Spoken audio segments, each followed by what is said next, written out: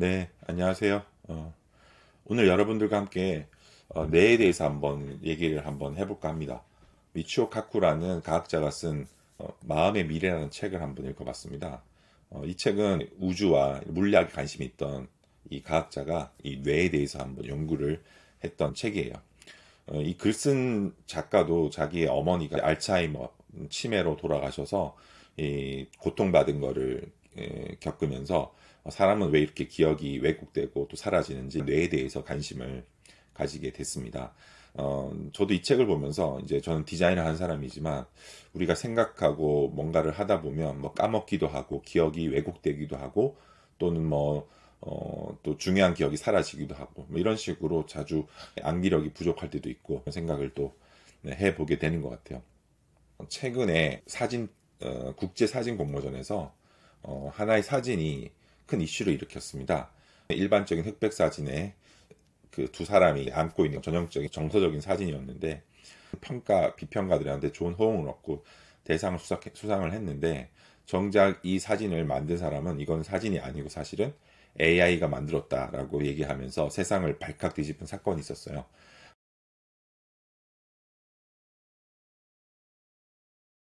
그런데 이걸 보게 되면 이미지라는 것도 우리는 사람이 만든 거와 기계가 만든 게 구분 못하는 시대에 살고 있잖아요. 이런 이미지 왜곡도 굉장히 이제 심해지는데 반대로 이 마음의 미래라는 책을 보면 인간의 기억도 조작이 가능한 시대가 이제 곧 올 것이고 그렇게 되면 이 뇌가 매트릭스에서 이렇게 칩을 꽂아가지고 이렇게 기억을 주입하듯이 우리 뇌에도 이제 이상한 기억을 집어넣어서 우리의 기억을 조작할 수 있다는 거죠. 만약에 그렇게 되면 어떻게 될까요? 아마 우리가 범죄 현장에서 어떤 목격자의 말을 100% 믿을 수가 이제 더 없어질 거예요. 아까 봤던 사진 대회에서 사진이 조작됨으로 해서 이제 실제 인간이 찍은 사진을 뛰어넘는 그런 사진이 나왔다고 가정한다면 인간의 어떤 기억을 뛰어넘는 이제 새로운 왜곡된 기억도 이제 증거로 채택되면 안 되기 때문에 이런 이슈들이 계속 윤리적으로 또 발생할 겁니다. 제가 이제 이 책에서 가장 관심 있었던 대목 중 하나가 기억이라는 부분인데, 책에서는 그런 얘기를 해요. 우리가 어떤 기억을 뭔가를 일으키기 위해서는 이런 우리 손가락이나 아니면 이런 코나 아니면 눈 같은 이런 감각기관을 통해서 어떤 정보를 자극을 받고 그게 뇌관이라는 곳에서 이 뇌에 연결되어 있는 이 관을 통해서 우리가 이렇게 들어가게 되고 그 뇌관에서 들어온 이런 감각적인 정보들이 이제 시상을 통해서 시상은 어떻게 보면 뇌관이 어떤 철도라면 시상은 플랫폼 같은 경우인데 우리가 뭐 2호선, 3호선 플랫폼 들어가듯이 여러 가지 정보들이 이 플랫폼 안에서 처리가 돼서 어떤 거는 2호선으로 가고 어떤 건 4호선으로 가고 지하철처럼 이렇게 분쇄해 주는 역할을 하는데 이 시상에서 주입된 정보를 이제 분류해 가지고 우리 전두엽에 이렇게 전달한다고 합니다. 우리 머리 앞에 있는 전두엽에서 판단을 해서 이제 필요한 정보들은 단기 기억으로 남아가지고 이렇게 저장을 하게 되는 거죠. 근데 중요한 거는 이때 단기 기억이 머리 가운데 해마라는 공간에서 다시 주입되면서 이 해마가 이거를 장기 기억으로 바꾸는 역할을 하는데 이런 단기 기억이 쌓이다 보면 장기 기억이 됨으로 해서 계속 우리가 어떤 기억을 계속하게 되면 어떤 사람이 더 그리워지거나 아니면 또 추억이 생긴다는 거는 많은 단기 기억이 쌓여서 우리가 해마에서 장기 기억으로 바꿔주는 게 추억이라고 우리가 정의할 수 있겠죠.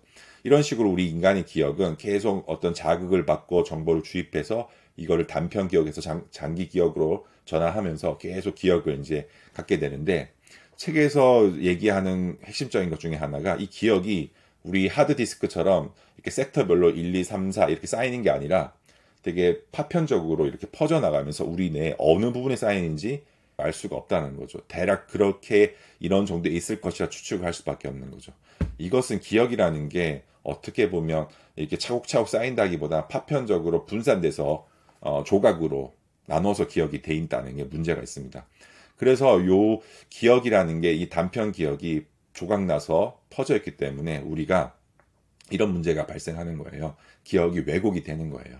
즉 그냥 순차적으로 저장이 돼 있다면 꺼내서 다시 기억하면 되는데 우리 인간의 기억이 이런 컴퓨터나 아니면 노트나 이런 책에 비해서 기록된 인쇄물보다 기억이 왜곡되는 거는 계속 생각하면서 생각이 조금씩 바뀌고 틀어지는 거죠. 그렇기 때문에 인간의 기억이 100% 신뢰할 할 수가 없게 되는 겁니다. 근데 이런 조각난 기억이 그러면 어떠한 이런 장점이 있을까 생각을 해보면 저는 그런 생각을 했는데, 우리 기억이 이렇게 조각나 있다면 반대로 이런 조각난 기억을 통해서 새로 연결될 수 있다, 이런 생각을 해봤습니다.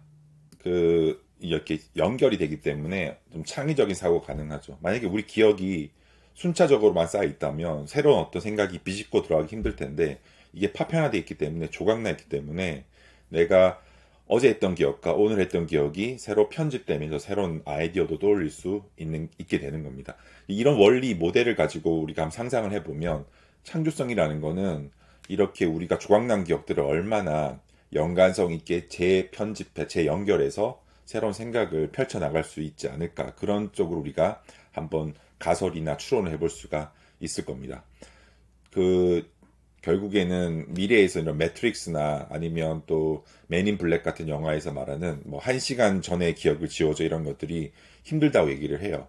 그 얘기는 우리 기억이 순차적으로 딱딱 저장되는 게 아니라 흩어져 버리기 때문에 어디를 지워야 되는 게 되게 난감해지는 거죠. 그래서 기억을 지우는 건 되게 어려운데, 반대로 이런 원리를 가지고 우리가 계속 인류가 발전하다 보면 우리 이 뇌간에 새로운 어떤 뭐 전자기 신호를 집어넣어서 기억을 주입을 해서 새로운 어떤 아이디어를 또 주입할 수 있다는 거죠. 이게 가능하면 만약에 수포자들 경우는 미적분이나 적분을 공부하지 않더라도 이렇게 주입된 기억을 통해서 순식간에 배울 수도 있고, 또 변호사가 되고 싶은 사람은 수많은 법률 용어를 이런 식으로 입력되게 되면 컴퓨터가 뒤지지 않게 암기성 높은 데이터들을 주입해서 항상 이제 업데이트 할 수도 있겠죠. 마치 컴퓨터가 되는 것처럼.